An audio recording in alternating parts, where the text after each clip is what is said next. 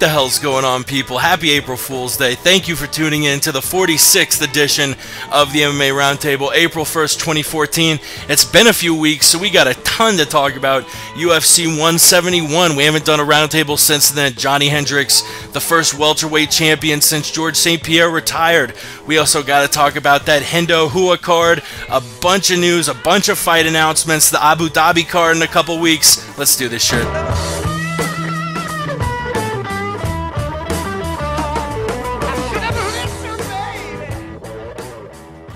And as always, we thank you for tuning in to the MMA Roundtable. You all give us so much positivity. It's it's fucking awesome. You can listen to the MMA podcast, the MMA Roundtable, and the Word on the Street podcast on iTunes or on YouTube.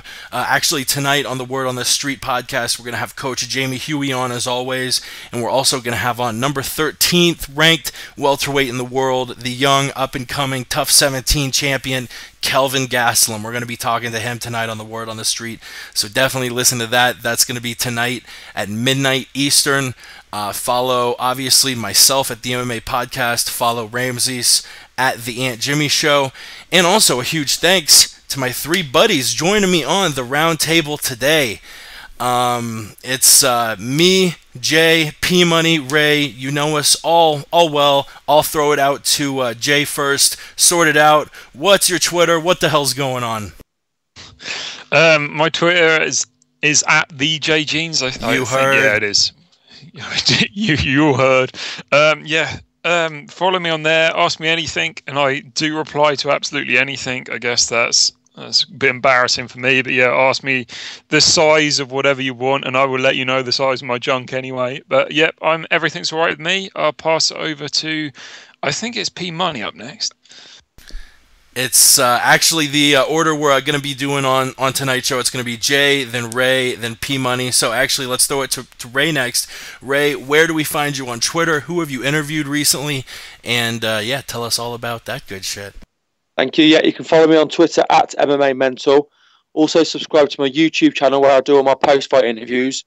My biggest interview recently was with Tyrone Woodley, which was picked up by every mainstream media outlet, featured on MMAfighting.com. This week I've interviewed Linton Vassal, who went 2-0 in Bellator, is looking at trying to break into the Bellator light heavyweight tournament, hopefully in the next season. But yeah, check me out on there, and also you can add me on Facebook as well, Ray Thompson. Game on. Check him out at Ray Thompson. Check him out at MMA Mental. His interview with Tyrone Woodley, which is a fight we're going to get to soon, that exploded. It was viral. You got, I think, what, 10,000 hits in the first day or something crazy? Yeah, it went mad. It's at 11,500 now, but yeah, literally MMA Fighting picked up on it, and then from there, every mainstream media outlet, apart from, I think, Sherdog and MMA Junkie picked up on it. It went everywhere.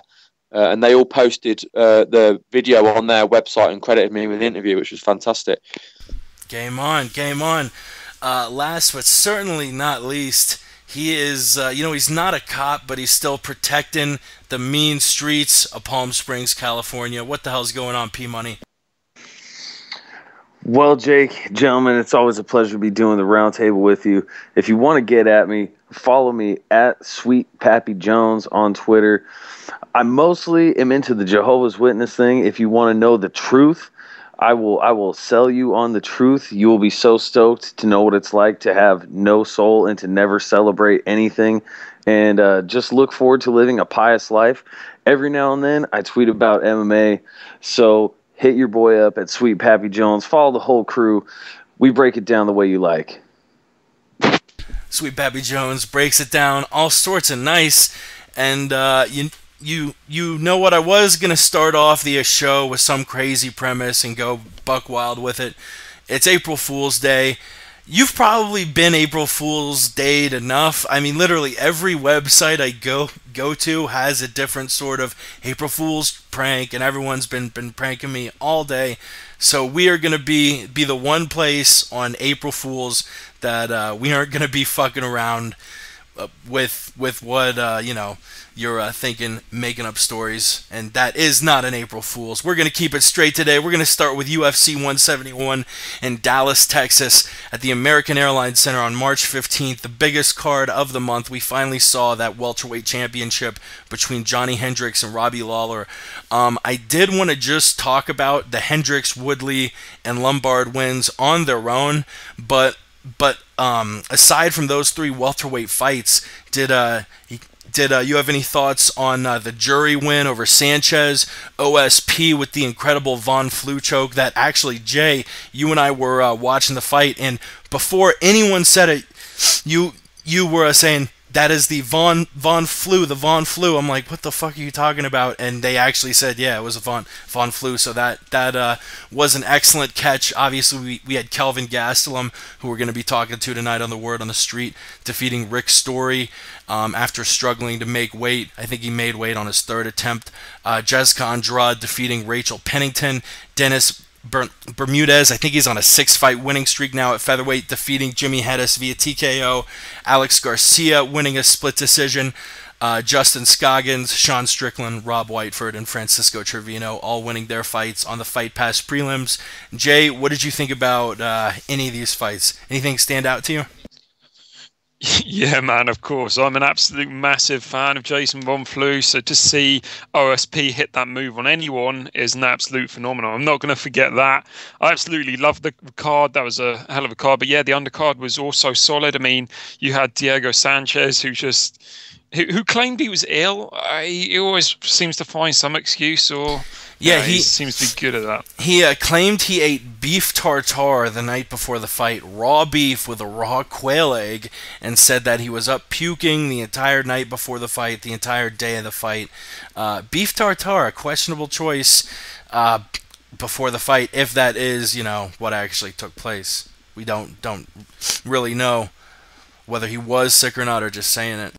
I guess it's a bit fishy or a bit meaty, maybe even. But yeah, you also had Dennis Bermudez, who tore it up. It was a good card actually. The undercard was quite solid as well, with Robert McDaniel looking like an absolute bum.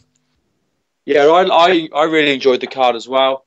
It was I thought the card really picked up from the Fox Sports 2 preliminary card. It really kind of took off from there. The Gastelum Story fight and the Andrade Pennington fight were particularly good on the prelims. I agree with what Jay said about Bubba McDaniel. He looked awful.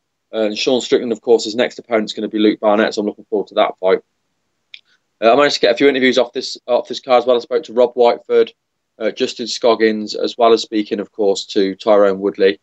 OSP, yeah, the Von Flue choke. I'm looking forward to maybe meeting Jason Von Flue in a couple of weeks. I'll be commentating on one of his fights. So I'm looking forward to that. Get me his number, man. Get me his number. That OSP finish was absolutely amazing. Jory Sanchez wasn't a very good fight. Sanchez just never really got going. Jory just kind of he outpointed him really. If anything, it was more of a stand and tag kind of fight where it was stick and move, which it was effective, but it isn't always great to watch. But overall, it was it was one of the better cards. Yeah, I couldn't agree more. It was a fantastic card. Loved it from top to bottom. Like Ray said, definitely from the Fox Sports prelims on, that's really where it picked up steam. The Justin Scoggins fight, that one really stood out for me. He made a huge impression taking out Will Campuzano like that. It was a solid decision, very reminiscent of I'd say kind of the Gunnar Nelson performance, just because he's another guy. He's got these kickboxing credentials, but he also has a super solid wrestling game, it appears, at the flyweight division. He trains with AKA, so he looks like a super bright prospect. I was really impressed with him. And the pay-per-view portion of the card, which we're going to break down, was just super violent, in my opinion. Loved it. Yeah, it was a very violent pay-per-view card. Miles Jury and OSP really stood out. OSP hitting such a beautiful sub on Krylov. Miles Jury just picking apart Diego Sanchez for 3 rounds, winning it 30-27 in 2 of the 3 judges' eyes. Let's move on to the welterweight fights, though. The first one I want to talk about, Hector Lombard defeating Jake Shields. Hector Lombard started his UFC career pretty rocky, going 1-2, losing to Tim Boetsch and Yushin Okami, both by split decision at welterweight. He's moved down to welterweight, those were at middleweight. He's moved down to a welterweight, and since then he has looked amazing, knocking out Nate Marquardt in the first round. And Jake Shields is a talented fighter. Jake Shields has defeated Woodley, Lawler. He's beat Dan fucking Henderson. This is one of the, I mean, he really has one of the best jiu-jitsu games in the entire sport of mixed martial arts. So for Lombard to go in and just dominate him the way he did, both striking and clinches, I mean, he had some beautiful judo throws on Shields. Lombard, I mean, I've been saying for a little while, I think Lombard might really be the best welterweight in the UFC. I didn't know how well he would make the cut. Both times it looks like he's made the cut beautifully. He's now the number 6th welterweight after defeating Jake Shields via unanimous decision. What did you think about the fight, and what do you think about the prospects for Lombard looking forward? Jay Jeans, sort it out. Yeah, Lombard looked absolutely phenomenal. I hated seeing Jake Shields lose, but he didn't get knocked out, which is always good for the future and longevity of his career. But yeah, I think Lombard could easily. I think whoever, it doesn't matter to me. I don't think Lombard's going to get the next shot, but I think Hendricks loses his belt inside 2 fights. So whether that's Woodley next and Lombard later, or what's going on, Lombard in my eyes is going to, whoever that second fight is going to take the title off him. But Lombard did look phenomenal. I must admit, I'm so not a big Jake Shields fan. I find his fight style so boring to watch. I was really pleased to see Lombard win. I think Shields is one of these guys that he wins by controlling people. I mean, his fight with Damian Maia wasn't very good. His fight with Tyron Woodley wasn't very good.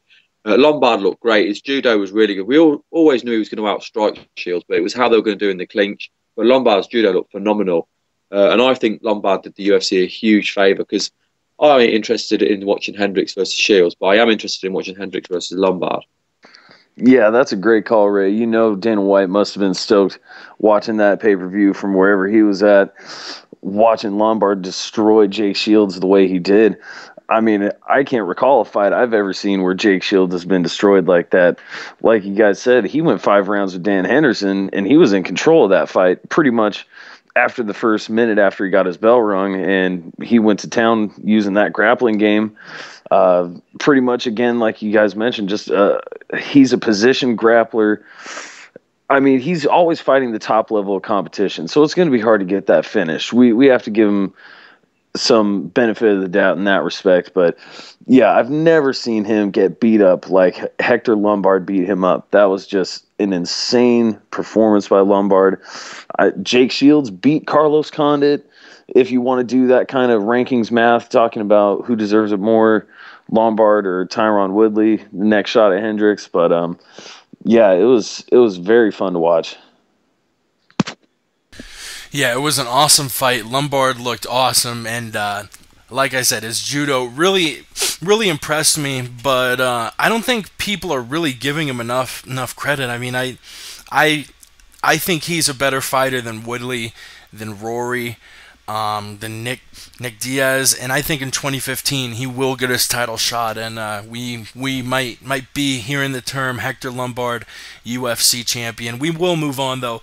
Tyron Woodley taking on Carlos Condit in a fight that at first we thought might be a #1 title contendership match.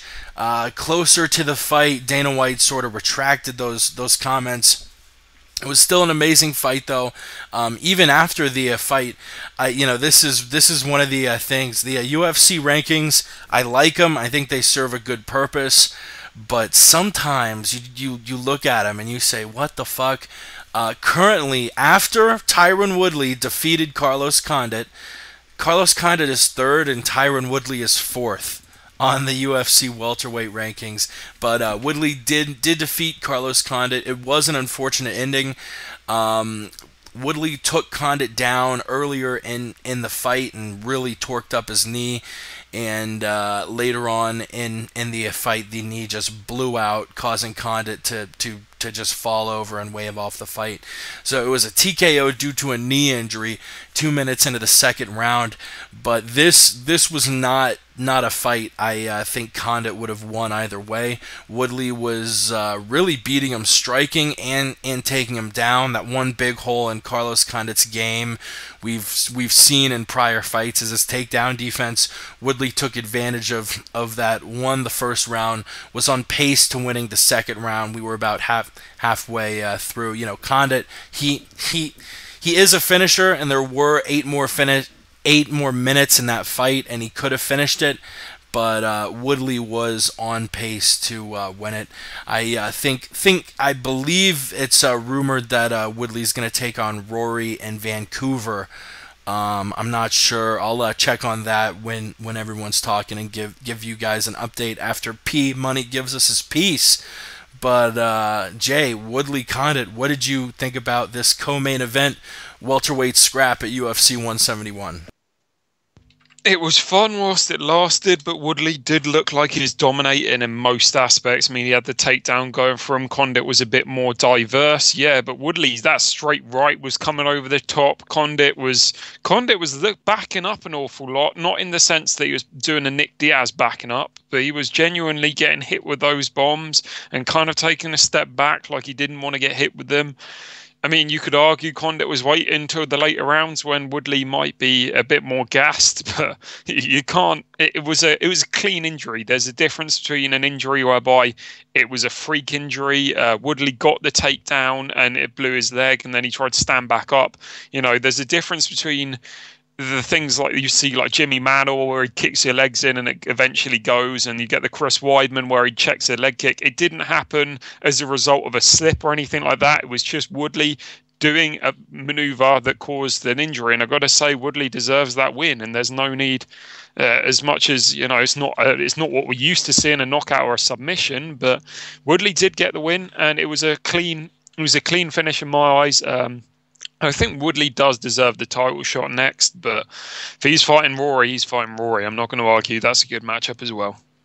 It was a good fight, and it kind of took the shine off Woodley's win because of the way the fight ended. But I'm glad you guys have picked up on it, and I think a lot of people should, you know, rewatch the fight. Woodley was winning up to that point. He'd landed the biggest shots. You know, his wrestling, which we always knew he had the wrestling anyway.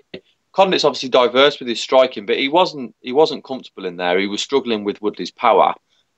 As for what's next for Woodley, I mean, the top end of the welterweight division now is so stacked. There's so many guys up there that are on the brink of fighting for that title, and you look at them and you can like kind of match 3 or 4 in different circles, and every fight looks exciting.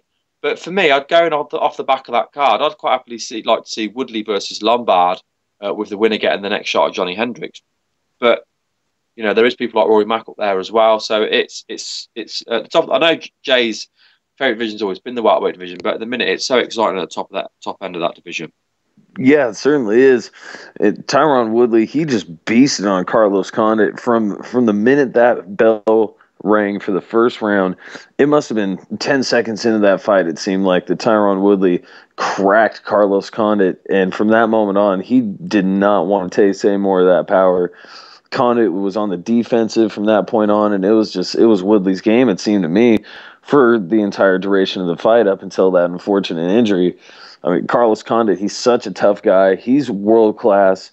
I mean, really, it was just an affair of world class fighters for the entire pay-per-view main card, and it was just unfortunate to see him go down like that. He's a very well-spoken athlete as well. He's a great public image for the UFC.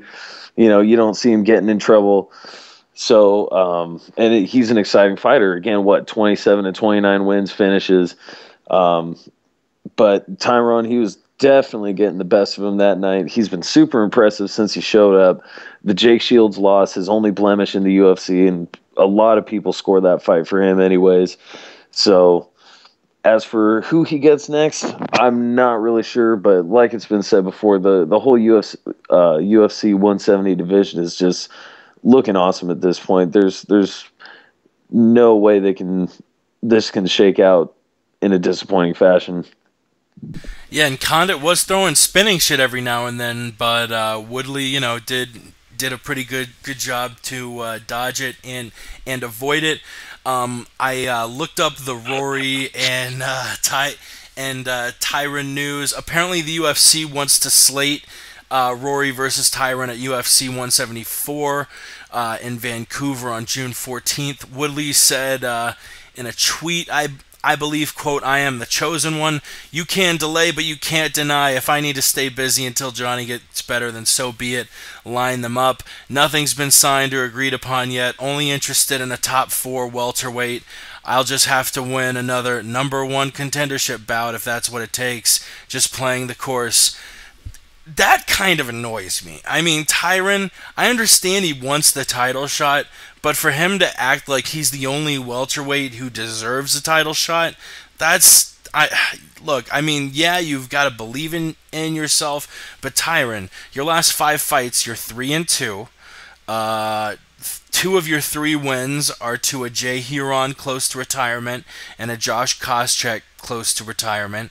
Nate Marquardt destroyed you with KO, with a brutal KO, I think like a year and a half ago. I mean, look, you are a top guy, and I do think if you beat another top guy, that you are the true undebatable number 1 contender.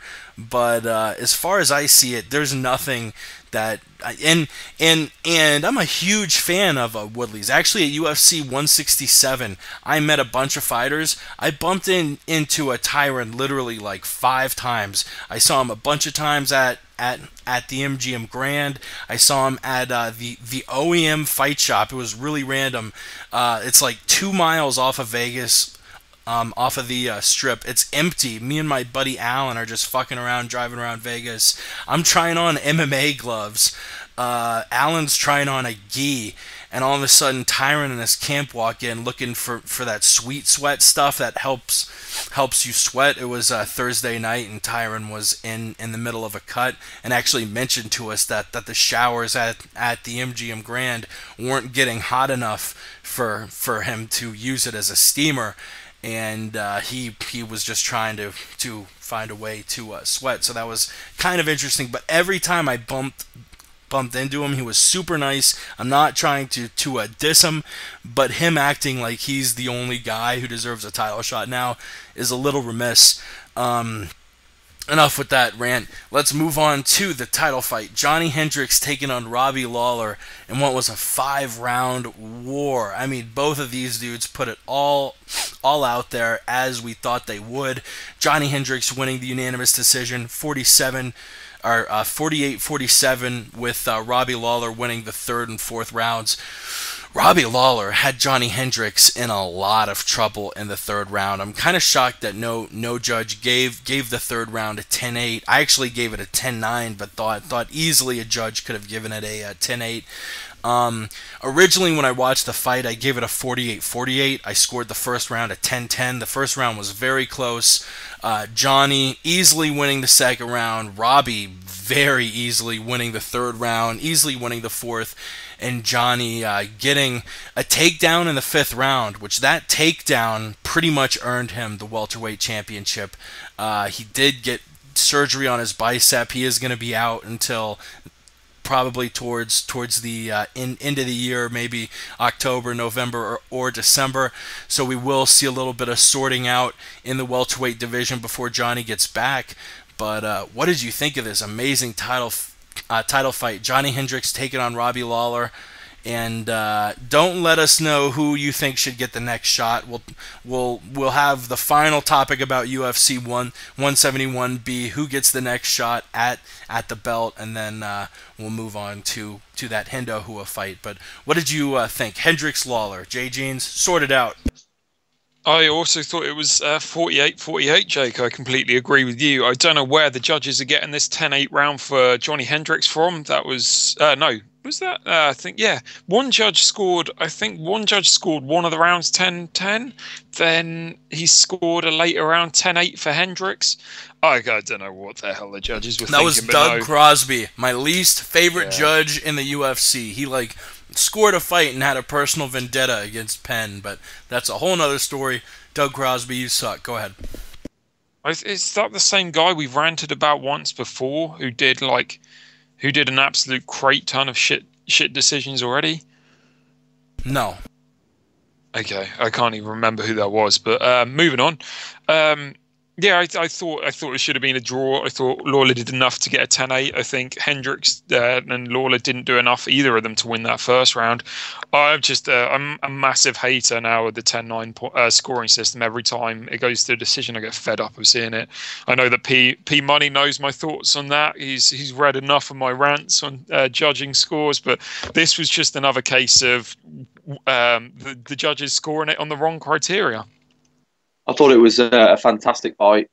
I was really surprised with Lawler. We always knew Lawler was tough, but I thought Hendricks was going to be much better, and he wasn't. That third and fourth round, when Lawler pulled it up, I mean, going into that fifth round, he had all the momentum after winning the last two rounds. I agreed with the 48-47. That's how I would have scored it as well. The first two rounds to Hendricks, the next two to Lawler, and then the fifth round to Hendricks. I don't get the 10-8 thing. I don't remember enough of round one to say whether 10-10 was acceptable or not, but it was very rare we see a 10-10 in MMA. But 10-8 was ridiculous. I would have gone with the way the judges or the other two judges scored it. But yeah, the fight lived up to the hype. It was just a fantastic fight. I have to side with Ray here once again. I had it 48-47 for Hendricks just at the time. But the thing is this. Johnny Hendricks is the one who got his ass beat in that fight. So how does he win? But he won 3 out of the 5 rounds. So how does Robbie Lawler win if he lost he only won 2 out of the 5? I mean, yeah, you could do that fight a draw, but I feel like Johnny Hendricks won the first. It was such a slight margin. I mean, I don't know what we do about this. I mean, that was just a crazy fight. Maybe it should have been a draw, like the whole Mark Hunt, Bigfoot Silva fight, where that was the one draw in the world that made everybody happy. Maybe this would have been the same thing, but there was no belt on the line for that. So, no one likes seeing the belt held up. I don't know. Overall, this fight was just insane. It was two guys just hitting the fuck out of each other, punching each other in the jaw repeatedly. Lawler astounded me with how much he was able to take from Johnny Hendricks. We all know Johnny Hendricks just has a diamond granite chin. I mean, he's taken the best shots from Lawler, from Story, from Koscheck, from Pierce, from all the heaviest fucking hitters that there are. He's taken all their shots. Lawler's the only one who's ever had him look seriously hurt. And I think the only reason that those 2 rounds 3 and round 4, weren't scored 10-8 by the judges was just because Johnny Hendricks and his diamond fucking chin didn't get knocked down. I think that's the only reason. I think if he would have been planted on his ass with one of those punches, it probably would have been a 10-8 and the draw would have happened. But it was just such a crazy fight. It was one of the best I've ever seen. Absolutely. Yeah, and you know what? Pardon me. What you said really brings up a good point about why the 10-point must system is such a flawed system. I'm sorry. Oh man, got some lodge in my throat there. Jesus Christ. But yeah, the 10-point must, it needs to go. What do you think about the title picture now? Do you think Rory should fight Tyron next? Who do you think Hector should fight next? Who do you think will get the next title shot? Jay? These are big questions. I think. Can you skip me? Where you go up next? I've got to have a think about this one. I'd like to see Tyrone Woodley fight Hector Lombard, and the winner gets the next title shot out of them two. I like that matchup. I could have sworn that they're training partners. I don't know. I could have sworn I heard something about that fight potentially being hard to make, but yeah, Robbie, Tyron, and Hector are all members at ATT. Okay, so there it is. Who knows how that situation would shake out? Definitely makes sense, especially with Johnny Hendricks being laid up with the bicep surgery. Although, who knows, that may not be too long of a layoff. But heck, who knows what happens with Matt Brown versus Eric Silva? If he were to beat Eric Silva, I mean, what's that? 6, 7 wins in a row in the UFC. He could easily have made a case for himself at 170 at that point, just based on sheer numbers alone. Yeah, I really wanted to see Robbie Lawler and Nick Diaz. Unfortunately, we'll briefly talk about it later on in the show, but Robbie Lawler has been slated to fight Jake Ellenberger. And I'm glad you bring up Matt Brown, because Brown is someone we're all overlooking. He was supposed to fight Condit, and Silva's going to be a decent test. Sorry, literally, like, before I started coughing, I like ate 4 or 5 almonds, and this fucking knife-shaped almond was just stabbing me right in the throat, and I couldn't talk. And I'm still recovering a little bit because I muted up and coughed my face off, but I think I'm good now. But I'm really glad you bring up Brown, because Brown is a top guy. Maybe seeing Lombard take on like a Dong Young Kim on the Macau card. Who knows? One more fight to break down before we get to the bonehead of the week. We had that UFC Fight Night card in Brazil, Shogun versus Henderson 2. Let's just skip all the way to the main event. Dan Henderson taking on Shogun, who knocking him out in the third round with that H-bomb. Who won the first couple rounds? I think Hendo knew the urgency was turned up. He really needed to land that shot, and he did, destroying who was nose, winning the third round TKO, and really one of the better rivalries in the sport's history. Both of these fights were incredible. What do you think about the fight? What do you think's next for both guys? We haven't heard any rumors about any opponents for Shogun, but maybe a rumor of Dan Henderson taking on Daniel Cormier at UFC 175. What do you think of the fight, Jay? Sort it out. Boo earns. Boo earns. Yeah, it was a hell of a fight. How can you say anything but? The entire fight, we were sitting there thinking Dan Henderson needs to retire. Dan's out of it. He can't keep taking shots like this. But he was still there. I full on thought he was unconscious, like, you know, how you're concussed and you shouldn't still be in there. But then he goes and knocks him out. Full stop. They're a beast, but I think honestly they should probably both retire at this stage. Maybe one of them could fight Rich Franklin in a retirement match, but yeah, Shogun was looking good, but he got cracked hard, and it makes you wonder. There's a lot of guys out there who can punch hard, especially in that top end of the division, with guys like Rumble and things coming back. The only easy fight for either of these guys would be Phil Davis, because he wouldn't be able to hurt them. But I don't know. I like retirement for both guys more than most things, but whatever happens, they're both great athletes and they've had great careers. The fight was absolutely ridiculous, like Jay said. I mean, it just back and forth. And Shogun looked to be, getting the better of the exchanges. But we all know what Hendo can do. It's that whole one punch thing, and it just, when he caught him, and you knew the stoppage was right, because as soon as the ref pulled him off, Shogun just went straight back. He was out of that fight. With regards to Henderson, I saw Henderson Cormier today. I assume that was April Fool's, because they were on. I saw Henderson Cormier at middleweight, so I think it was just a load of BS, to be honest with you. Unless you've seen it somewhere else. I don't know if they'll retire, because I mean Shogun's just been knocked out by Hendo, but in his last fight he bloody knocked out James Tahuna. So I don't think either of them are going to retire.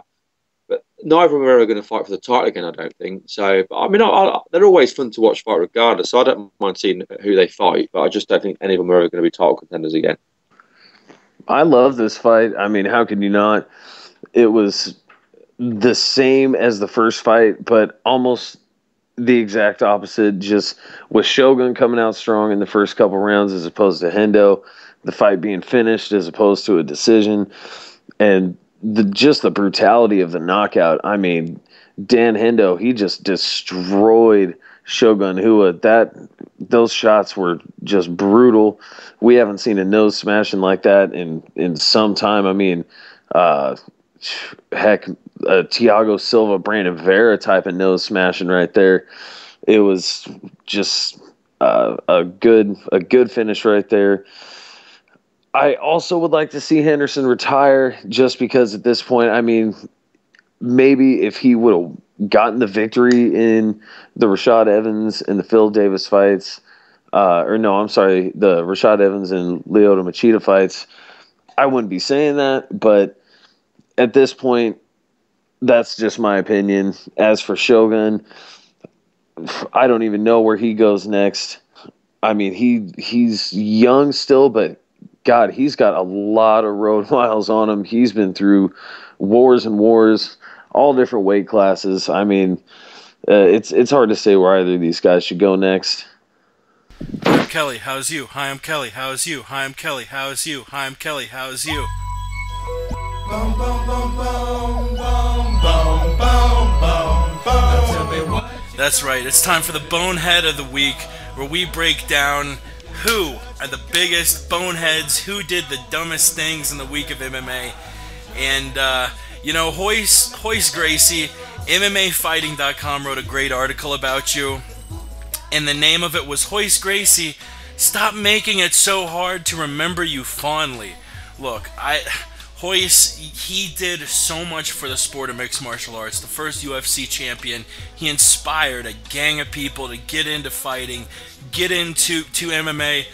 I saw him at UFC 171. He was very nice with fans, literally was talking with fans until his bodyguard had to pick him up and carry him away. I'm not even joking.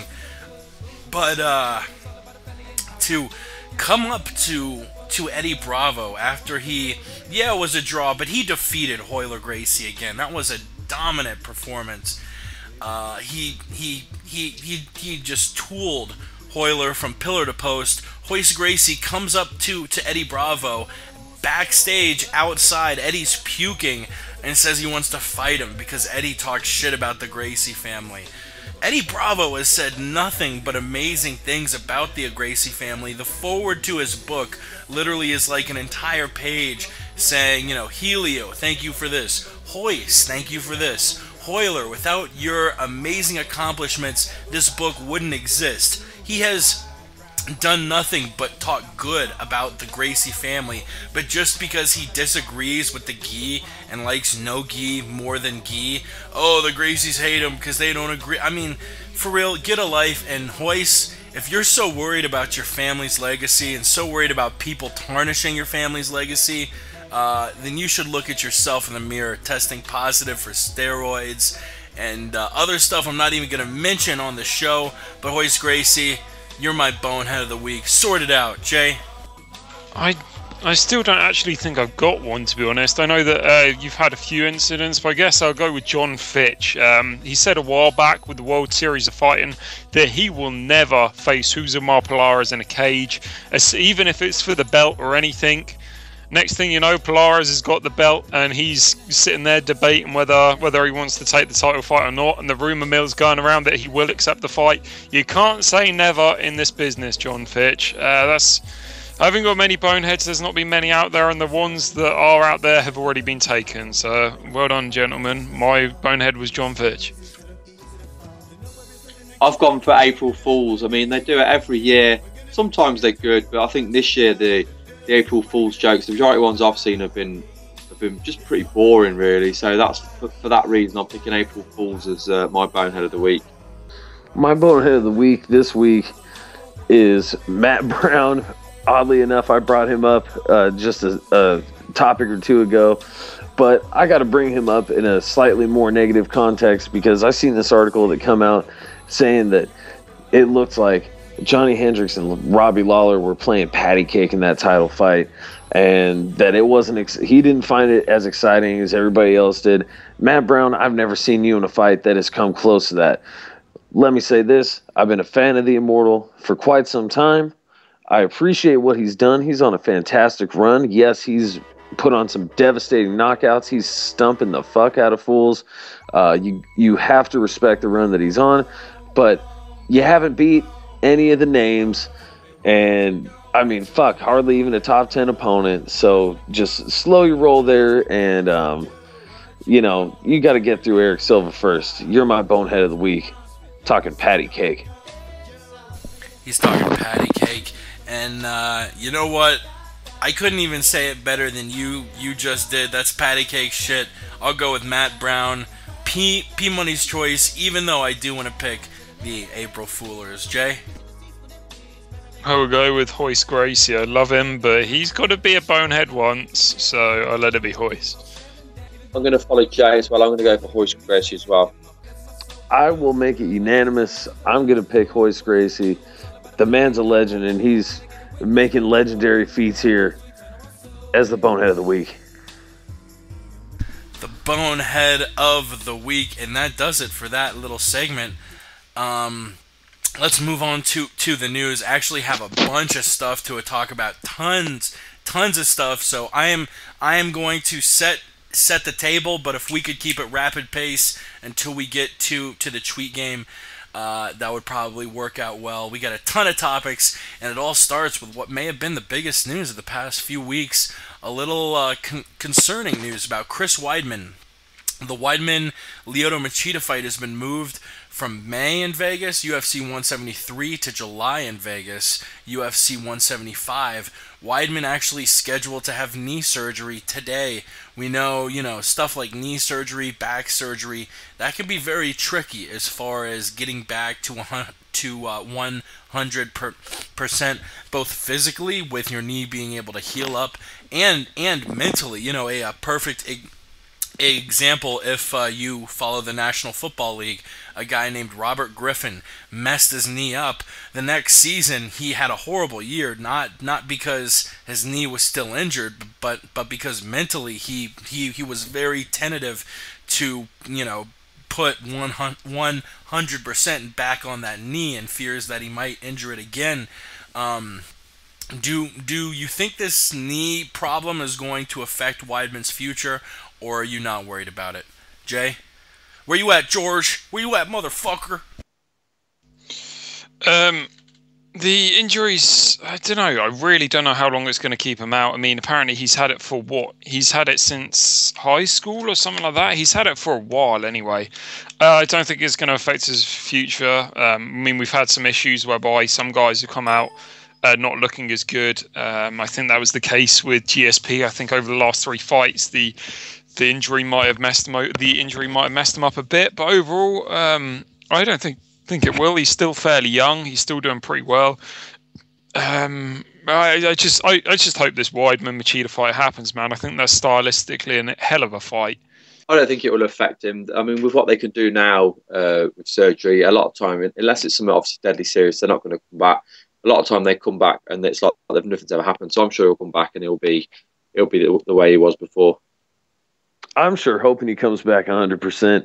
I mean, we haven't heard anything that he's got like a full-blown torn ACL or anything like that. We don't really know what it is with the knee.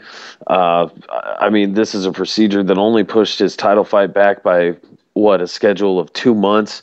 So really, who knows? It couldn't be something too serious if it's knee-related, and it's only pushing the title fight back 2 months.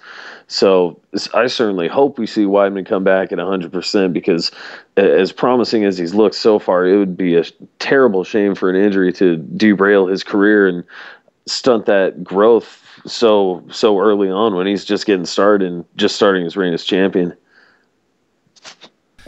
Yeah, just starting it off. Definitely thoughts going out to Chris today. He is getting his knee or knees. I don't know whether it was 100%, whether he was going to get 1 or 2. I believe they were leaning toward 2. The doctor was leaning towards scoping both of his knees. Let's move on. We briefly talked about it on the Bonehead part. Hoist Gracie taking issue with Eddie Bravo after Metamoris 3. Let's not talk about the whole Hoist part, because honestly, the fight was so amazing. Focusing on that would be remiss. Eddie Bravo versus Royler Gracie 2 this Saturday at Metamoris 3. Did you see it? What do you think? I watched it. Eddie did amazing. I can't believe Royler didn't tap when Eddie got him in the vaporizer. I mean, you look at the angle, his knee and his his ankle are being bent at. It did not look good. So yeah, I mean, props to Royler for not tapping, but Eddie obviously won. and it's funny if you hear anyone say Hoyler won, then you know that person is full of shit, because Hoyler by no means had Eddie really threatened at any point. What did you think about the fight, and what do you think about Metamoris sort of being a jumping off point for watching hyped up matches of Brazilian Jiu-Jitsu, Jay? I'm afraid I did not see it. I've heard quite a bit about it. From what I heard, Eddie Bravo pretty much dominated the match in most areas, but because of the dodgy old system out there, Hoyler Gracie managed to walk away with a draw. I'm not sure.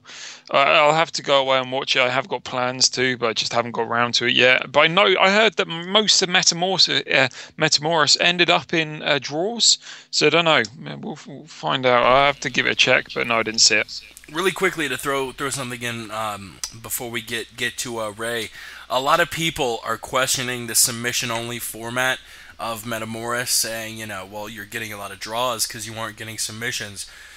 I think it might need to be tweaked a little bit, but like Rogan said on the recent podcast with Eddie Bravo, actually, when you don't have a submission-only match, you have a lot of fighters stalling, a lot of fighters training just to pass, just to sort of get the advantageous position and sort of keep it. Pardon me. With submission only, even though they were draws, they're much more exciting matches than a lot of points matches that you see a clear winner, because these guys are constantly fighting for subs, fighting to finish the fight, which is how it should be. You never should have people just sort of riding out a fight to win the fight on points advantage. So Metamoris throwing out the point system, I love that, and that's why I paid $20 to watch the stream. If you want to do the same, go to metamoris.com, and it was fucking awesome. Ray, what did you think of Metamoris 3? I didn't watch any of it, I'm afraid. I didn't even really know much about it, to be honest with you. I knew about the Gracie Eddie Bravo fight, but I have not watched it, so I can't really give an opinion on it. Did you see it, P-Money? Unfortunately, I did not see it. Heck, I barely saw Bellator or World Series of Fighting. I DVR'd those shits and watched a couple highlights of the fights and just said, fuck it. Once I've heard the results, it's hard for me to care. But no, I knew that this rematch was scheduled, and I'm definitely interested in it. But I did not know that this weekend was actually the date it was taking place. So I wasn't even aware of the match going on that particular day, but no, I'd definitely like to check it out. It sounds like it was a really entertaining match. Word. Let's move on. Dwayne Ludwig. Dwayne Bang. Pardon me. Jesus Christ, my throat's all sorts of fucked tonight. Dwayne Ludwig is out as Alpha Male head coach. Are you shocked by the news? He said he was going to Colorado, wanted to stay for his students' camps, but once Dwayne told him he wanted to go back to Colorado, I don't know if it was a miscommunication. I don't know if Faber was mad at him, but Faber immediately put up a posting. We're looking for a head coach. I don't have the quotes in front of me. I'll look those up. I'll do it in a minute now. Read it after you all give your opinions.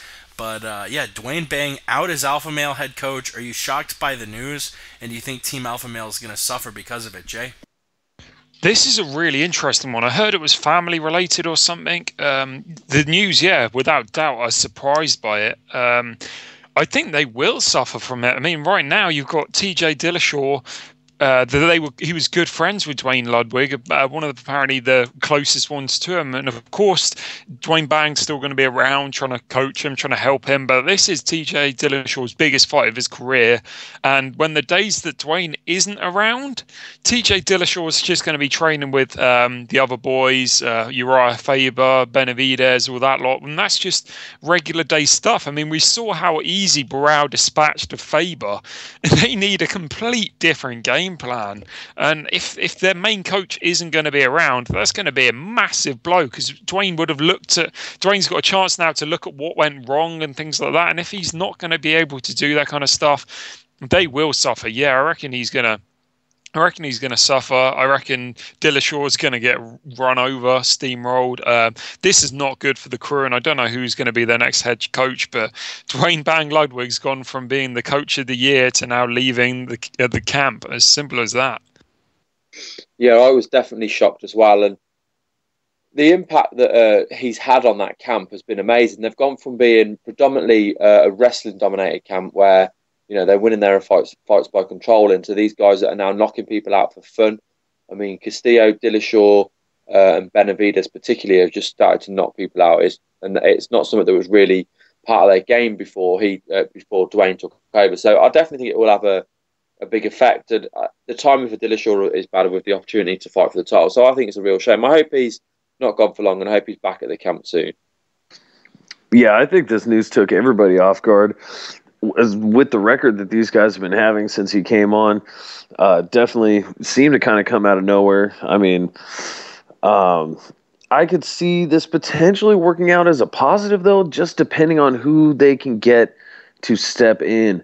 I mean, they had Master Tong, I believe, was their head coach before. I'm not sure about his credentials, but then they had Dwayne come in and they start performing through the roof. So who knows? Maybe they just need to get another guy in there just to teach them a whole new set of skills that they can adopt to what they've already got. Or, you know, maybe just more of a game planner, you know, like in certain sports, let's say in baseball, you know, you have your pitching coach, you have your hitting coach, you have your head coach. You know, you have your guy who comes up with the game plan, and then there are the other coaches that teach the fundamentals. You know, perhaps Dwayne Ludwig was just more of a striking coach as opposed to a head coach. Who knows? I'm just spitballing here, but hopefully it doesn't affect them adversely. TJ Dillashaw especially, he's looked the most improved out of all of them, and he's got that big fight with Brow coming up. Yeah, and Jay, you make an excellent point. You know, Barao seemed to easily dispatch Uriah Faber. How is Dillashaw going to be able to get past him? I do have the quotes in front of me here. The quote from Dwayne was, quote, "It wasn't fucking supposed to happen like this, man. I'm not going to bounce on anyone's fight camp." Then he fucking went and told the team and did a press release before I knew. I'm like, what the hell? That's why I was a bit sudden, because I was just giving Uriah the heads up. I didn't really have much planned. I think he kind of jumped the gun. Talking further, I've been working for other businesses since I was 15, and it's just time to do my own thing, man. I gave Sacramento a year and a half of my life in coaching. If I got hurt on this job, I'd have no more income. There's no residual income here, and I'm just at the point in my life where I've got to set up a residual business for myself. I'm still working paycheck to paycheck. I've got to set up a business. That's just the smartest move. Plus, Colorado's home. I've got to get my family back and get my life situated again. I've got to be smart about my finances, and right now, this isn't a smart thing to do.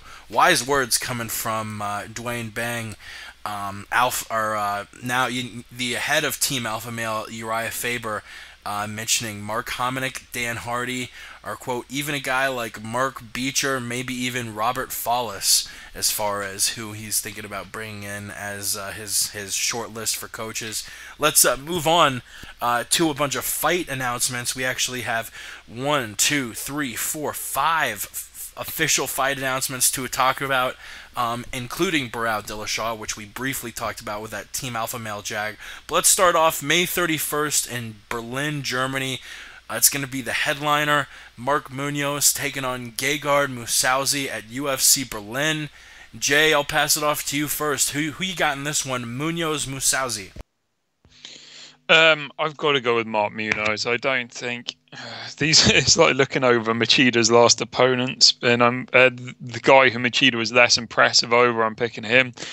I just think Munoz's wrestling is far too good. I'm not blown away by this matchup. Two guys who are coming off losses against the same opponent. If it was a good card, I might have head over to Berlin to have some time over there, like I did in Sweden. But no, this fight doesn't interest me that much. I hope it is fun though. I completely disagree. I think it's a really good fight. I think Musashi will win. I think he'll just be a bit more diverse, and whether I'm not sure if he'll get the stoppage, but I think he'll do enough to win. I'll be looking to head over to Berlin. Any chance to go and watch UFC when it's relatively close to home? Obviously, Germany's close compared to where else they go in the world, so I'll look to fly over. Hopefully, should get media credentials for that one as well. Yeah, I'm looking forward to it. I've got Musashi to win. I'm definitely rooting for Musashi in this one. Really, his only wrestling setback that I can recall was his fight with King Mo, and even that fight, I mean, he absolutely dominated that fight, even though he was on his back. He won that fight off his back. But anyhow, I think Musashi will get it done in this fight. I like it. Should be a good one either way. I mean, Mark Munoz, who knows, unless he comes out just completely gun-shy. He's been knocked out pretty bad his last couple fights, so who knows if he comes out looking super tentative. But hopefully this one's a good one. If Mark Munoz is up to his old self, back to par, I could see this one being an entertaining main event. An entertaining main event indeed at middleweight. I don't know, I want to say Gegard, but Mark Munoz is going to be looking to get back in the win column. He's going to be pissed. I guess the same goes for Gegard. Both of them coming off losses to Lyoto Machida. Let's move on. Another main eventer a week after UFC Berlin. It's going to be UFC Albuquerque. Benson Henderson, the number 1 ranked lightweight behind Anthony Pettis, moving down to fight the number 14th, I believe, ranked Hustam Kabalov. Who you got in this one, and should the UFC have given Bendo a better opponent? Personally, I like Bendo moving down, and as far as, karmically, Bendo has been gifted so many decisions. I don't have any problem with him fighting a number 14th ranked guy. And, props to him for taking the fight, because he didn't need to take it, but he did. Who you got in this one? I think it's going to be closer than a lot of people think, but I think Benson wins a razor close split decision. In this case, though, I think he earns a split decision. Jay.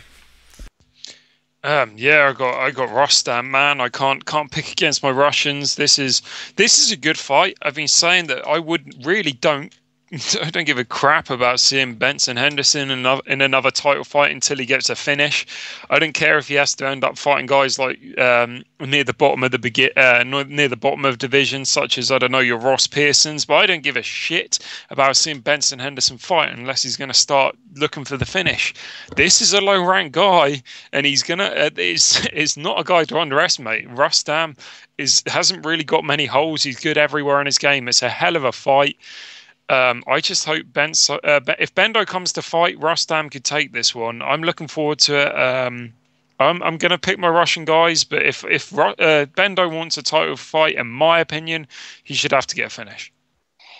I've got Henderson to win by decision. I don't have a problem with him fighting someone lower down. The problem with Henderson is his fight style tends to win by neutralising his opponent, so it's very hard to sell a big Henderson and whoever fight, because I mean his fight with Josh Thompson wasn't great, and even though Thompson got injured, a lot of people thought he only won because of the injury.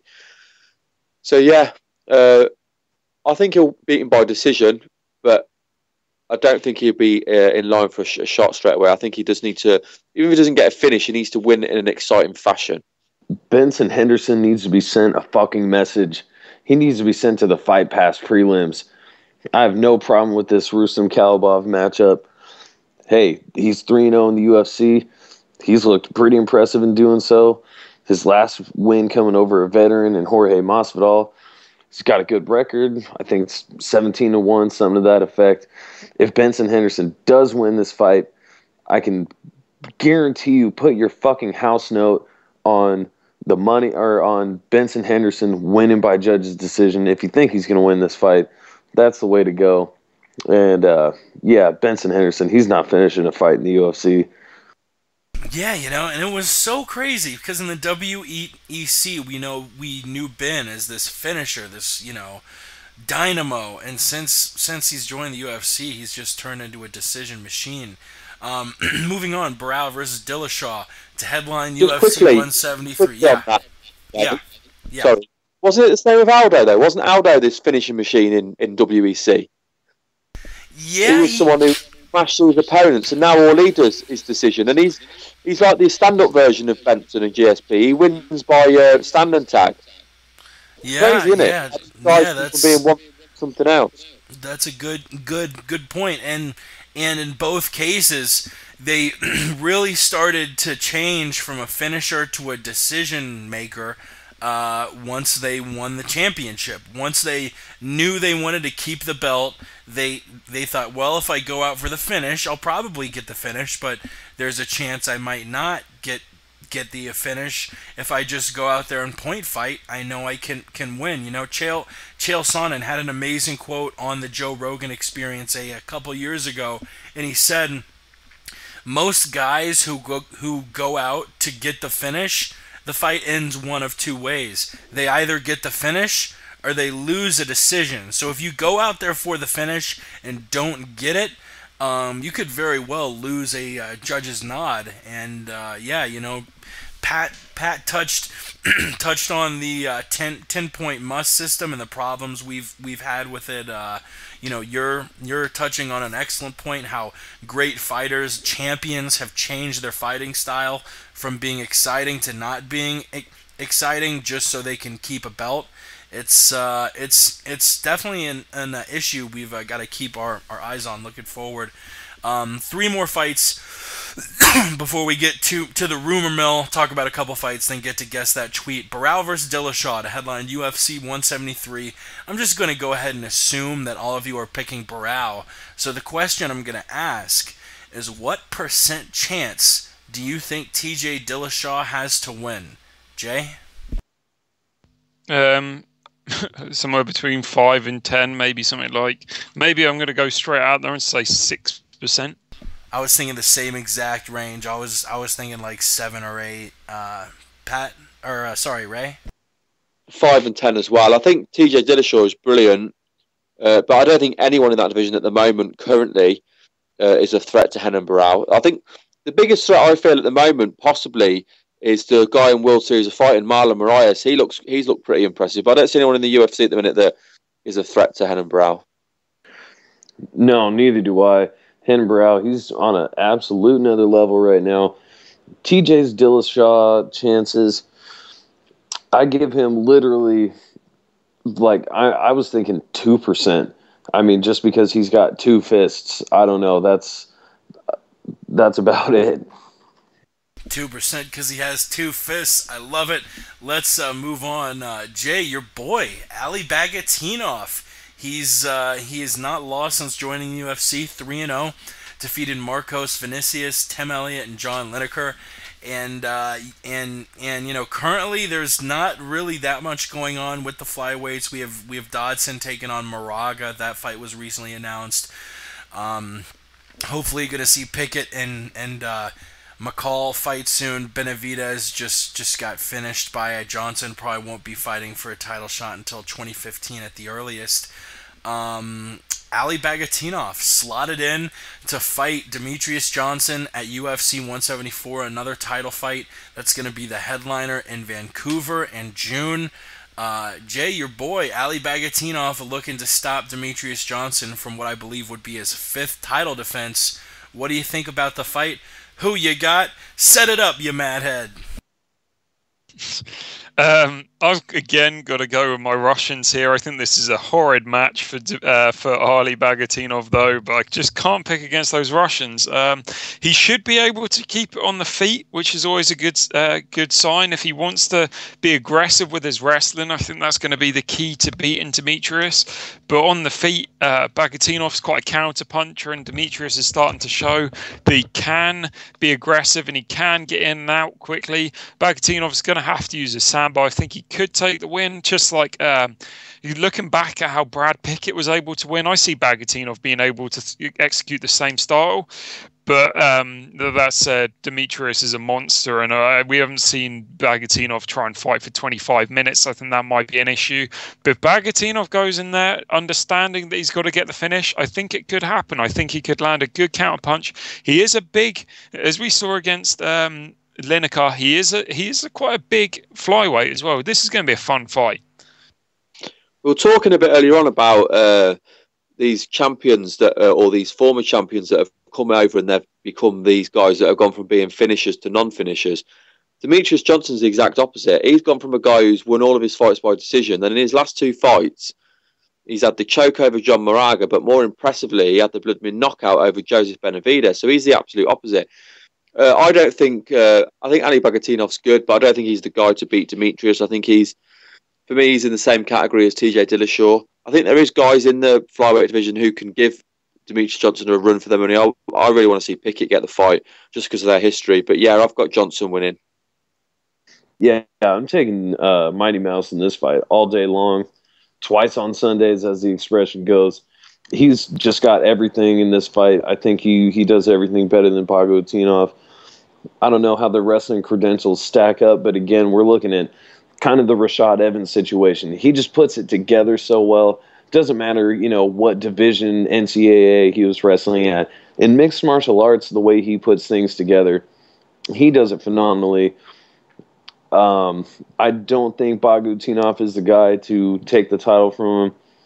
And as it sits right now, I'm thinking Justin Scoggins. He's really the only person. Give him 1 or 2 more wins, I think he's probably the biggest threat in the flyweight division right now. Maybe a little premature to call, but yeah, I have Mighty Mouse too. Mighty Mouse, and unless we see anything, I don't see him losing the belt anytime soon. That's what I'm trying to say, folks. Final official fight that was made, BJ Penn taking on Frankie Edgar, the trilogy fight at featherweight. That's officially been made for July 6th, the Tough 19 finale. The UFC is doing something interesting for the July 4th weekend. They're doing International Fight Week in Vegas. They're doing UFC 175 that weekend on Saturday night at the Mandalay Bay Events Center. And they're actually booking the Mandalay Bay Events Center for 2 straight nights. Saturday night, they're going to do UFC 175. Sunday night, the same arena, they're going to do the Tough 19 finale.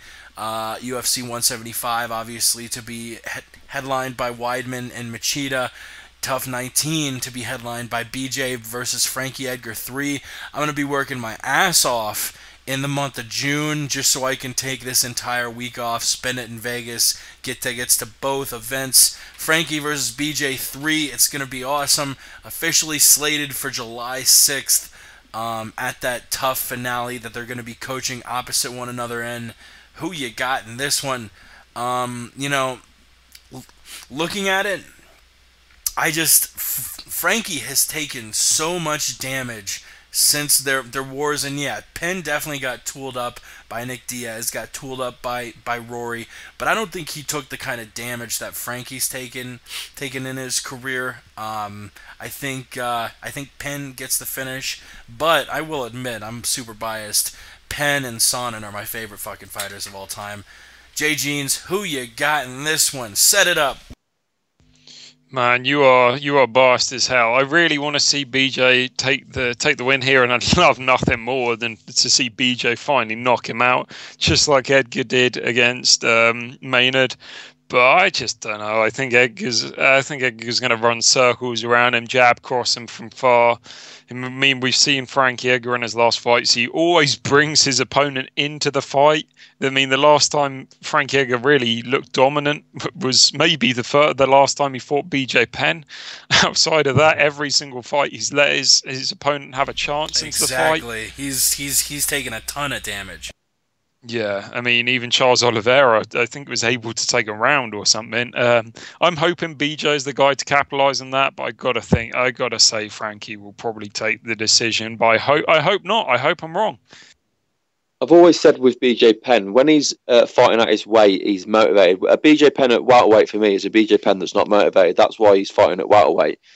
The fact now he's dropping down to featherweight, and the fact he's training, I believe, with Henan Brow and Jose Aldo, I think he is motivated. This is his final swan song, I think.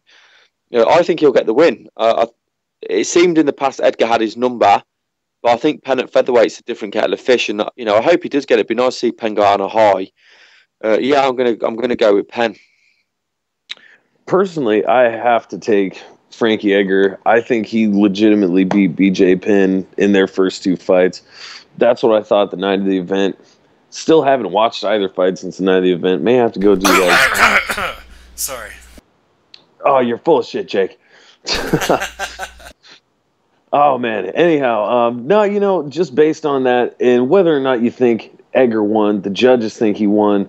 So I just have to pick Edgar for the third time no matter what. I'd love to see BJ Penn come back and get the finish over Edgar. That'd be insane. I was just watching BJ Penn versus Cal Uno on the old UFC Fight Pass. I was getting a little misty-eyed there. That was, that's a BJ Penn that I would love to see come out in this fight. But just based on other history, I have to take Frankie Edgar. Just quickly, Patrick, Yeah. which Penn Uno fight were you watching? Because they fought twice. The one where Penn got the draw, or where he knocked him out? Oh no, it was their first one. It was Where he knocked him out. Yeah. Like the 22nd fight. The 22nd fight? It lasted, yes, yeah. lasted about 20 seconds. Yeah, they fought 22 times. No, it lasted about 20 seconds where Uno flew across the cage at him and come running across and knocked him out, and then ran into the crowd. Yeah, that was fucking beautiful. Let's grind it up. Let's get to the rumor mill. We have a couple of fights that aren't official yet, but I want to theoretically talk about them. The first one being Hendo Cormier for UFC 175 on July 5th. Theoretically, in that fight, who you got? I have Cormier all day, but I've been hearing people that think Hendo might pose a problem to Cormier with that H-bomb. What do you guys think, Jay? Cormier's too big. He's too fast. He's just as strong. He's got better wrestling. This is like fighting Rampage again, except for if Rampage was in shape and had better wrestling. Cormier by whatever he wants. I think he might even be able to get on top of him and pound him out. Pound him out, right? I got Cormier as well. I think he's got just the same kind of power that H-bomb has and that Hendo has. And if you see what Cormier did to Josh Barnett, if he can pick up Josh Barnett above his head and slam him, he can do it to Hendo. Yeah, easily. I have to go with Cormier in this one. They're almost really the same exact fighter, just different generations. I mean, the Olympic wrestling background, the guys that are wrestlers that both ended up loving to strike and box. But yeah, I mean, God, just age-wise, I have to pick Cormier. He's been in less fights, less damage. I mean, he did take some damage in the Barnett fight, but not quite the extent of either of Hendo's fights with Shogun, or any of the other wars he's been in throughout the years. So I'd have to take Cormier if that fight were to come to fruition. Yeah, and we've been breaking down a bunch of fight announcements the last 3 weeks. We got a little behind. This is the final one we're going to do before we get to Guess That Tweet, hosted by Jay this week. Conor McGregor taking on Cole Miller. Not official, but it is rumored to be going down July 19th at UFC Dublin. Theoretically, you have Miller, known for his submissions, but Conor really has a ton of hype behind him as just being this crazy striker. Conor McGregor, Cole Miller, who you got, Jay? You still with us, Jay? Was I muted? I think I might have been muted. This is one of these fights whereby I don't particularly like either fighter. I'm starting to warm up to Conor McGregor a bit more, but all his hype behind him really makes me dislike him a lot more. I mean, when people were calling him the next Brock Lesnar, I was like, what the hell are you on about? I think Miller does take this fight. I still think Miller's, as Jake would say, he's a bum status fighter. I don't think either of these guys are going to be anywhere near the level that they want to be, but yeah, I'd like to see one of these guys take it in a good fashion. I'd like to see Miller get a 6 submission or McGregor get a nice knockout, but I just don't really care for either fighter, to be honest. I'll be looking to go to this event as well. I love watching Conor McGregor. I've met him before as well. He's a really nice guy, but he's known for his striking, but he's also got an excellent ground game as well. I think he'll shock everyone. He'll get the finish over Miller. I think he'll probably knock him out. That's a bold prediction, Ray. I mean, McGregor definitely showed in his Holloway fight that he can definitely deal with a rangy striker, a taller, lankier guy. which is the kind of fighter he'd be taking on in Cole Miller. Definitely a more experienced fighter in Cole Miller, but man, Conor McGregor, he's looking good.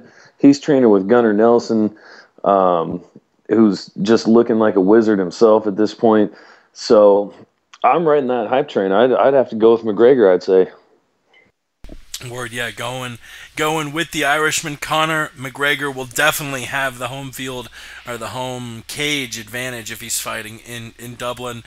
Really, the only bit of thing we still have got to talk about on the show is the top 3 fights at UFC Fight Night 39 Abu Dhabi, Big Nog versus Big Country.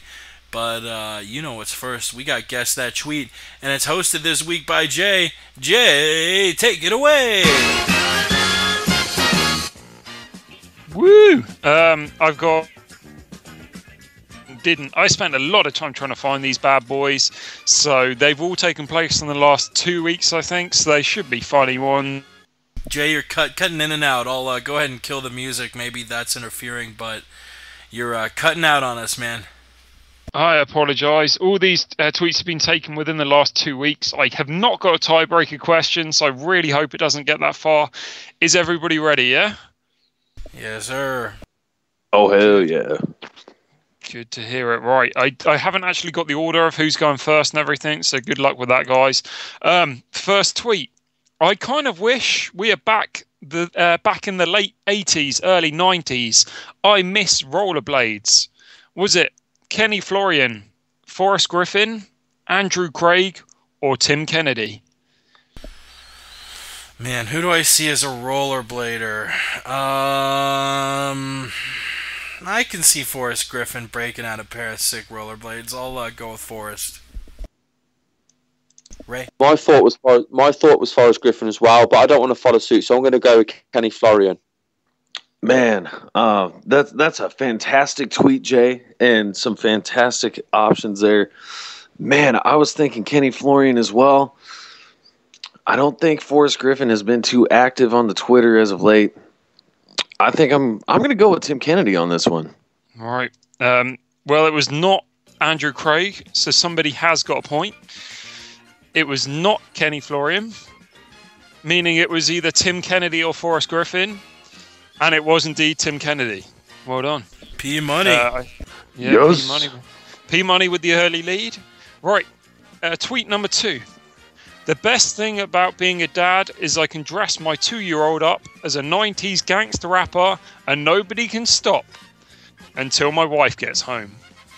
Was it Stephen Bonner, Forrest Griffin, Andrew Craig, or Tim Kennedy? Oh, wow. Snake draft. P-Money up. Oh, boy. Another tough one. 90s theme. I'm going to go with Stephen Bonner. I was thinking Bonner as well. I'll go with Forrest Griffin. Oh, man. I'm going to go with Forrest again, too. This is another one that pegs me as something Forrest Griffin would do, and I guess if I guess Forrest enough, I'll eventually get it right. So, yeah, Forrest. Well, it was not Andrew Craig. This time round, it was not Tim Kennedy, meaning somebody is getting a point. 2 people getting the point. It is Forrest Griffin. Yeah. Everybody's all tied up with 1. Except for you. You have 0, Jay. You mad? Yeah, we'll sort it out now. Game on! Game on. Right, this is some UK guys, so good luck. Very simple tweet. Pet hate. You cut out there. So which one of these guys has a pet hate? Okay, the tweet was pet hate filling my van up.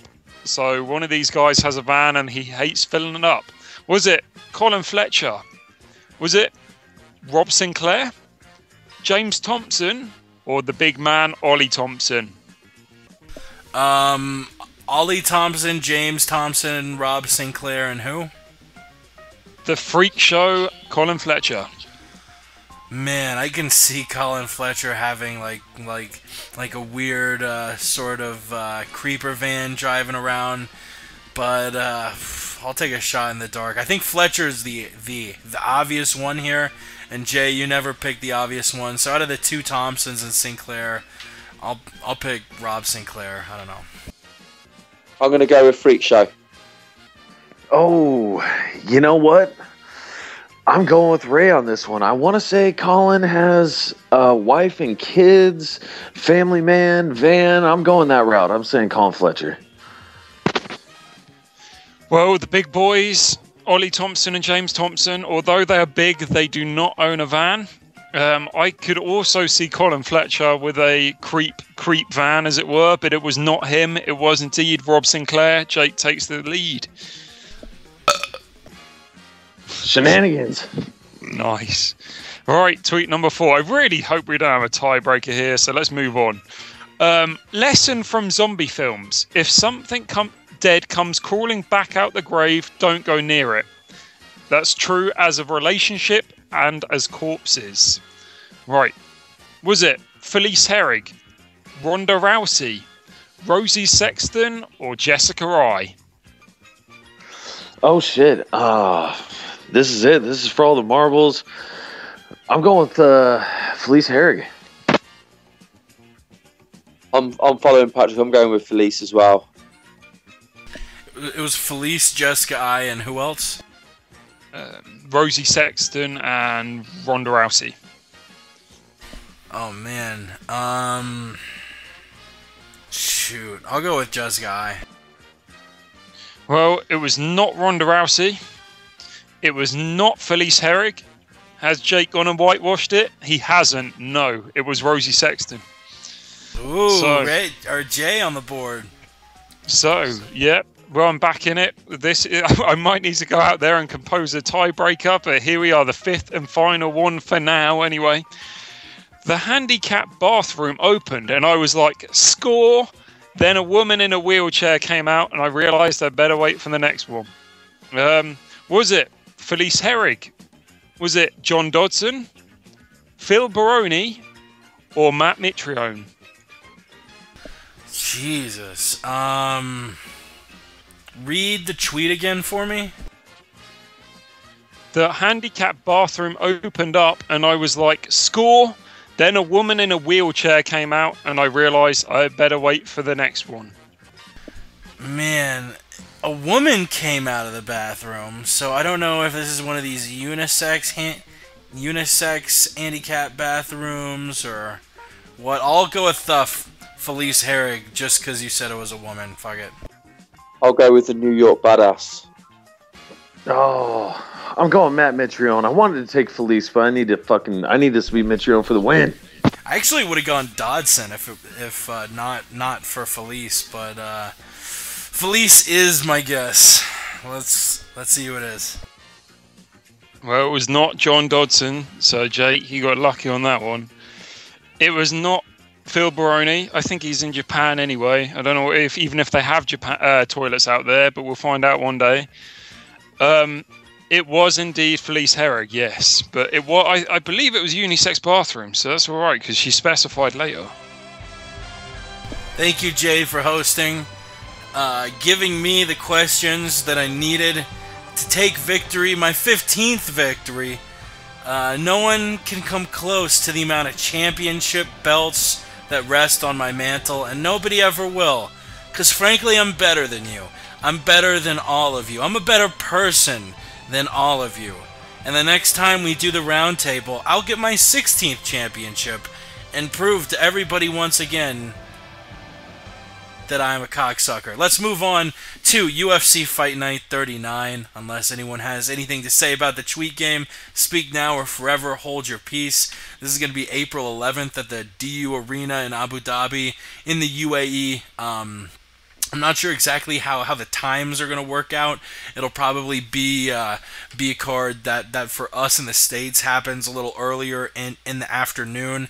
It is going to take place on Friday, April 11th, so it'll probably be a Friday afternoon card going down on Yas Island in Abu Dhabi. We've been talking our asses off all day, so I'm going to go ahead and skip the prelim fights. If you do want to know the prelims, it's Alan O'Mare at featherweight taking on Jim Ehlers, Alptekin Ozkilik taking on Dustin Ortiz at flyweight, Chris Camozzi versus Andrew Craig at middleweight, Thales Leites taking on Trevor Smith at middleweight, Hani Yahya taking on Johnny Bedford at bantamweight, and Jared Rochelle taking on Daniel Omi Lanchuk on the UFC Fight Pass, and on the main card, which will also be on UFC Fight Pass, we're going to see Ramsey Nijem take on Beniel Darush at lightweight. But let's break down these top 3 fights. The first one, a welterweight fight between John Howard and Ryan LaFleur. Both of these guys, really impressive records. John Howard, we remember from UFC Fight, or UFC on Fox Sports 1, defeating Uriah Hall at middleweight. Since then, he's moved back down to welterweight, and he beat C.R. Bahadurzada via unanimous decision at UFC 168. Ryan LaFleur, still undefeated, had a big test in Court McGee this past December, got through it with flying colors. Both of these guys looking to get themselves in the top 15 at welterweight. Howard versus LaFleur, what do you see going down in this one, Jay? This is that's a really, really good match. I mean, we've seen. I think Ryan LaFleur was one of these guys who came in as a finisher, but he's been fighting. He has yet to actually get the finish, and I don't see him getting a finish in this one either. John Howard has been really running through opponents, making it look like that he's been here for a long time, and I guess he has. John Howard, he looked impressive versus Sia. He looked impressive over Hall. He's able to get the takedowns when he needs them. But Ryan LaFleur, I heard, is also a very good wrestler. I'm looking forward to this fight. I don't really know how it's going to play out, but I'm going to say I've been picking against Howard for too long. I'm going to say Howard takes the win. Howard's one of these guys that wins fights he's not expected to win, so that's what makes it hard. But I think LaFleur will get the win on this one. I mean, he really did beat Court McGee quite convincingly, even though he didn't went the distance. I think he'll get a stoppage in this one. I think he'll TKO Howard. But yeah, I've got LaFleur to win. I'm also taking LaFleur in this one. He really impressed me against Court McGee. Court McGee, he's a very underrated player in the UFC scene. And LaFleur just coming out super technical with all of his groundwork, all of his strikes. Really impressed the shit out of me.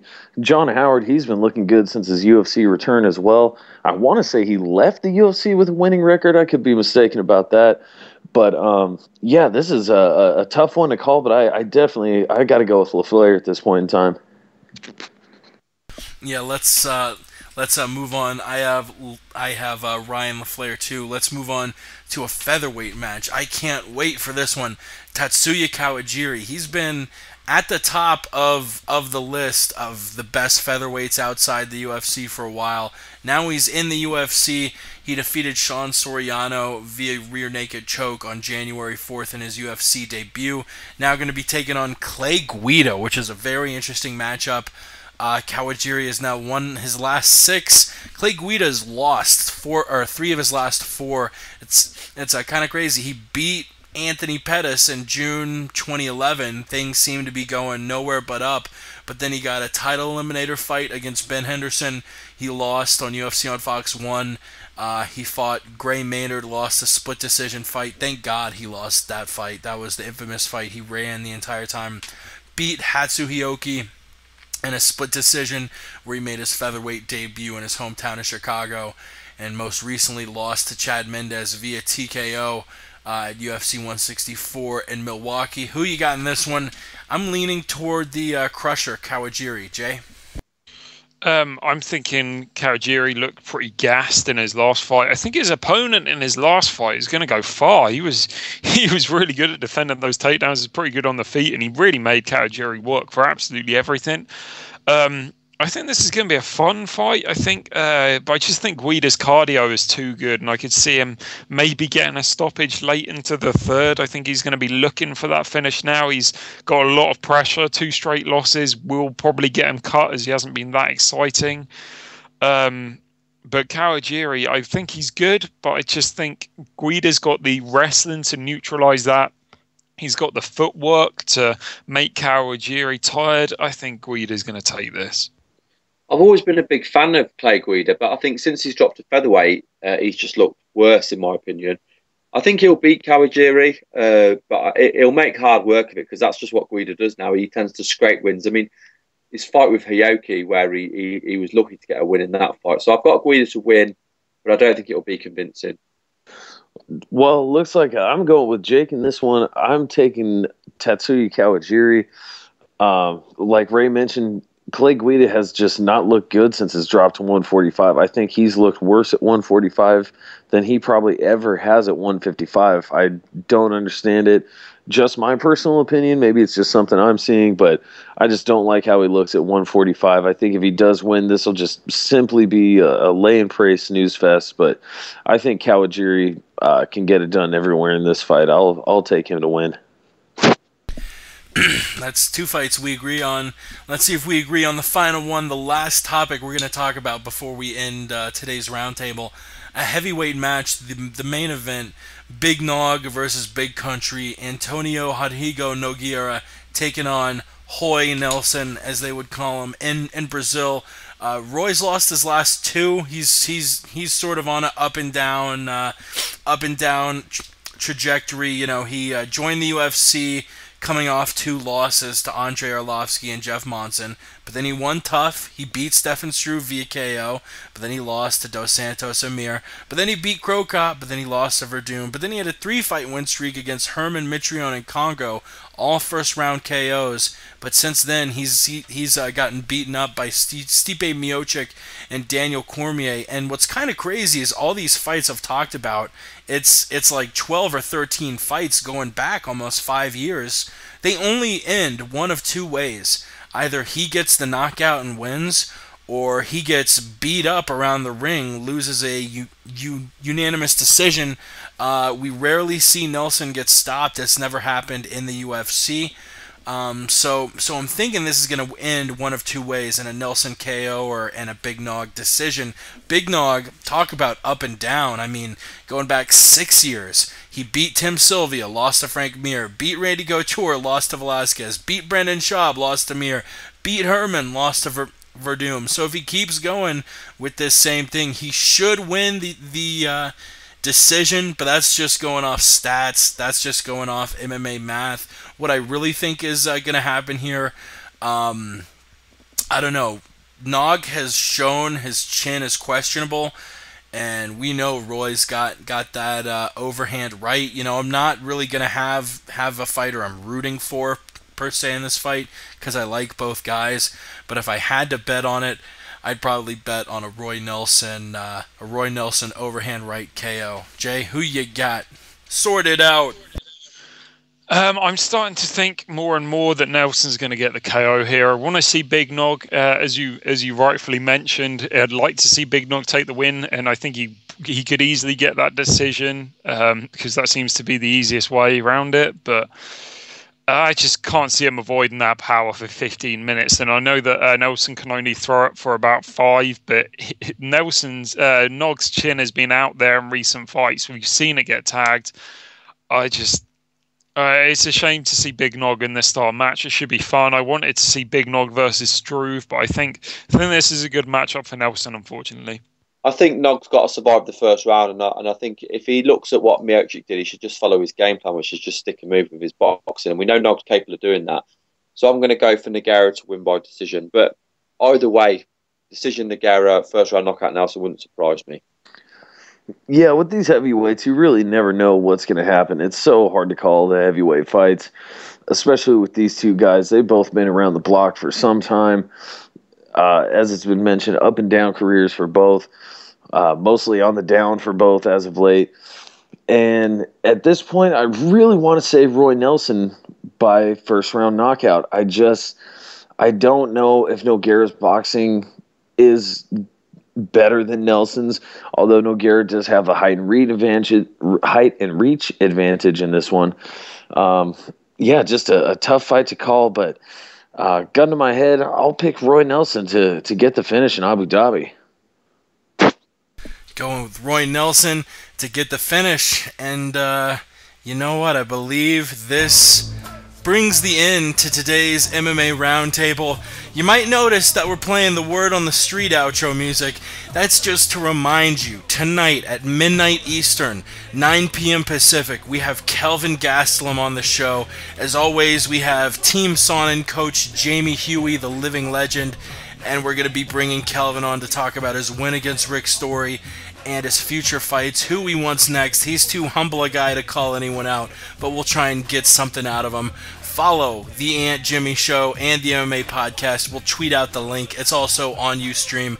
You can listen live or listen to the archive version on our iTunes feed or the Word on the Street YouTube feed.